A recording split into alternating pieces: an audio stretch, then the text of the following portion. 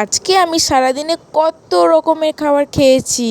সকালবেলা ঘুম থেকে উঠেই আমি স্যান্ডউইচ বানিয়েছিলাম একদম প্লেন, ধনেপাতার চাটনি দিয়ে, এদিকে পেঁয়াজ টমেটো আর শসা দিয়ে। এটাই সকালবেলা খাচ্ছিলাম।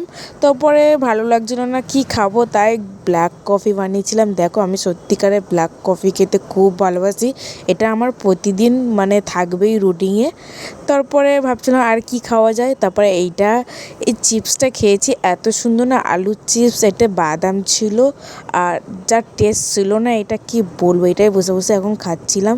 তারপর দুপুরের লাঞ্চে দেখো কত রকমের হয়েছিল ভাজা, এদিকে ওই ভাজাটা হয়েছিল, তারপরে ওদিকে বিট ভাজা হয়েছিল, ডাল হয়েছিল টমেটো দিয়ে, আর এটা কিসে একটা বড়া করেছিল আমি জানি না।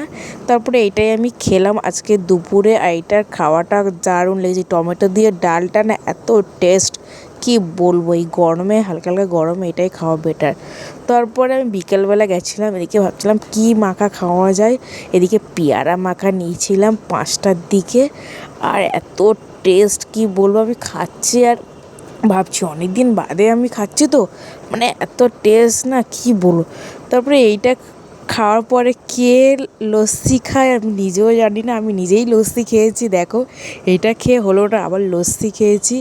লস্যি খাওয়ার পরে ভাবছিলাম কি আর কি খাওয়া যায়, খিদেও পাচ্ছিল। তারপরে এই মোমোটা আমি ডিনারেই খেলাম, আর আমি রাতে কিছু খাইনি, ডিনারেই চিকেন মোমোটা খেলাম, এটাও টেস্ট দারুণ হয়েছিল।